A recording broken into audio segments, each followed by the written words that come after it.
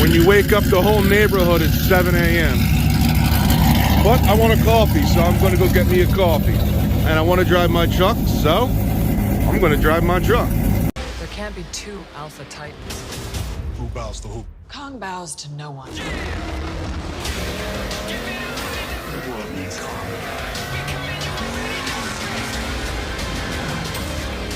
There's something provoking me into war. Alright guys, what is going on? Today's video, we are going to talk about E85 versus MS109. The reason I want to talk about this is because we have the Forge 392 getting assembled next week, and on the fuel system, we're not 100% sure what fuel we're going to run, because if we do go run E85, we need a whole new fuel system. And as of right this second, we are not set up for running E85, so I want to talk about, is E85 going to be worth it versus MS109? So, and what makes more power, all that kind of stuff. So we're going to get in the car. It is 15 degrees out. So we're going to get in Kong, and I'm going to talk about, you know, what do you, and also in the comments, guys, put down what you think would be best for my setup, for your setup, any setup really. And yeah, I did a cold start earlier, so I don't really want to do a cold start. So I'm just going to get in the truck, and we're going to talk about, you know, what is the better setup, what's the better gas for, you know, racing, because that's what we do on this channel, and what's going to be the better gas for Kong. So yeah, we're going to get in the truck, start her up, and we'll talk about it. Yes, guys, it is absolutely freezing today. It's 15 degrees out, maybe 17, I don't know. Let's get a start up in the Ram. Oh yeah. Oh. Turn that off, don't want to get monetized.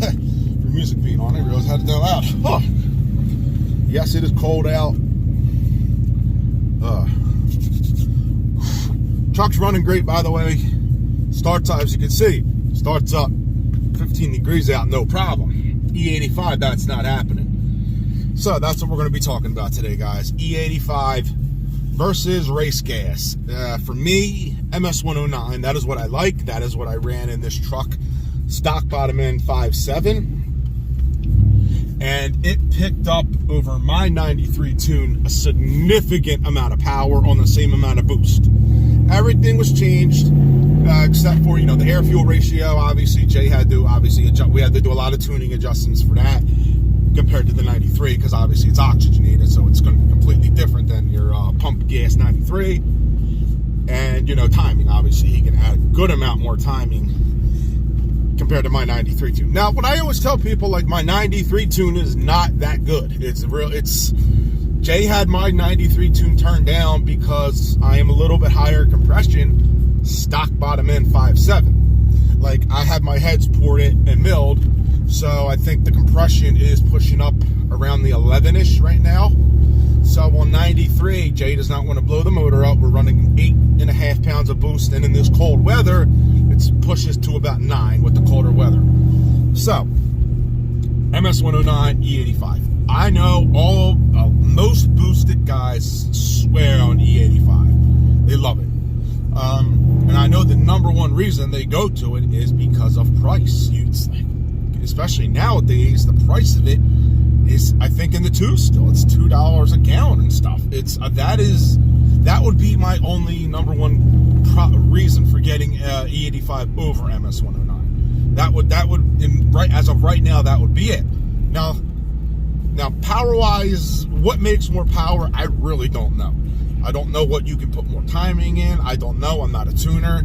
The way my truck is set up right now, like as of sitting right now, we're going to put the fully forged 392 in it and run 93 octane, because we don't have any really crazy fuel system. Really, all we have is a Kenny Bell booster pump, which for running pump 93, and the amount of boost we're going to run is going to be, I'll say, around the 12 for the two pulleys. We got the 18% overdrive pulley, and we have the 325 pulley. And on a BGE block, it's going to be around the 12 mark. I'm not 100% sure where we're going to be at after we get testing and break it in, and we do some wide open throttle pulls. After the motor's broken in and all that stuff, then we'll know exactly where the PSI is going to be. So Jay can do the tuning from there and all that and run great. And another thing, we're not going to be able to turn it up, obviously. Our /1 biggest concern after that is the trans. If we turn it up too high, like even on, all right, put it this way, even on the 3-tooth pipe pulley and 12 pounds of boost, if we run race gas or MS109, we're going to be running too much power for the trans to handle. Like, it's probably going to be pushing, in my opinion, mid-high 7s, maybe more. I don't know. This motor's made to handle over 1,000. It can, and with the 2.9 Whipple blower on there. So we're going to be running 93 octane until we can build the trans. And after we build the trans, then we can turn it up to, 16 pounds of boost and see how much power this thing can really make.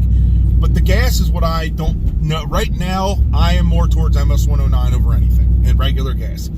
I'm not the biggest fan of E85 at all. It's sticky, it's gross, it's like, it's just stinks. I mean, it stinks. I mean, hey, everyone smells that corn. It does smell good. It smells like race gas. But in my opinion, MS109 has that race gas smell. It can get you high. You open that up, you're like, shh.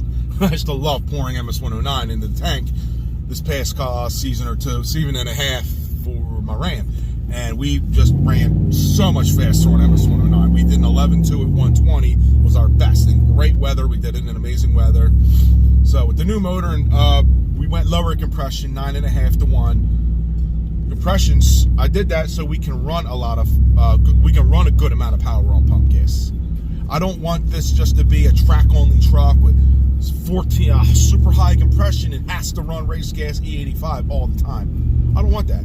I want to be able to take my truck out on the street and make some significant power on regular gas and have some fun.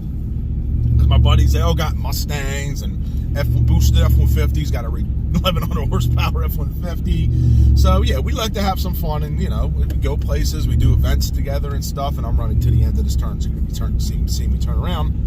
But the biggest concern is the price of getting a dual fuel pump. Like with, let me put it to you this way, with staying with gas, I just have a booster pump in there now. Now, what would I do if I decided to stay on gas and MS109? I could probably throw in a Hellcat 5 or the Walbro like 535, a single pump. I don't know what the max out at that. On their website, it says it's like 878. I don't know if that's wheel or not. So we could do that. I mean, it's not going to be able to take what we want to turn it up to. No matter what, I'm still going to eventually need a dual pump system to handle 1,000 horsepower. That's no questions asked about that. We're going to need a dual fuel pump. But and here's the other thing. Even though the price of pump E85 is cheap, going to the track is going to be different, because almost every guy that goes to the track will go get C85 or E85R or any of that ethanol, E85 ethanol race gas, and then you're looking at the price of the MS109. That's the reason MS109 I want to stay away from for now, because it is $100 for 5 gallons. And I didn't race as much last year because I would have, for 5 gallons, I need 10 gallons just to get back and forth to the track, and that's $200 just to hit the track. And that's in gas. If I'm at an event, that's another $200, or a private event rental, that's another $200. If I'm, just going to the track, it's going to cost me too much money just to race my truck. And in my opinion, it's not worth it. I'm not going to be getting $250 every video for, $250 every single video. I go to the track. It's just that's not how my channel makes money. Some videos I can. If the video blows up and does well, then yes, I will get the money for that. But it's not every video. My channel's not big enough. I don't make that revenue yet. So running E85, pump E85 would be the most powerful option. But then again, like I said, I need a good fuel system. You need a dual fuel pump, return lines, 8AN feeds, all that stuff. I'm not even a big guy into the pump, and then I need bigger injectors. Like the injectors I have now are going to be plenty for the 93 octane. It's good. We're going to have plenty enough for the 93 octane. The trans will go before the injectors will run out. Put it to you that way, guys. So, what do you suggest I do? Because the next thing after the motor goes in and we're dyno tuning it, 93 octane, not dyno tuning it, street tuning it, track tuning it. What's next? Next is the transmission. That's going to be the very next thing, is getting the trans built so we can turn it up even more. We could turn it up as much as we need, as long if the trans can take it, and then we'll see how the transfer case holds off. I know some guys are running good power in their transfer case. They do hold off better than the transers do. We will see. But the max of the transmission in this 8-speed, the 8HP70, is around the 700 horsepower mark. Give or take 720 maybe. It also depends on the tuning too. You got a good tuner who knows how to tune, it could take it. But my truck's going to be making some power, especially going from a 5.7 to a BGE block. We're not stroker. We are just 5.7 392 BGE. That's a bigger bore, everything. But we are going to be making a good amount more power. Even on lower compression, that's not going to matter. We're getting bigger head, bigger cam, better flowing heads. We have everything. We're ready to rock and roll.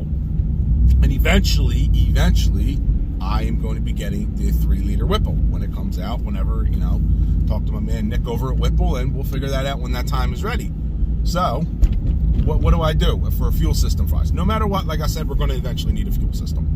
But, what do I think we can run?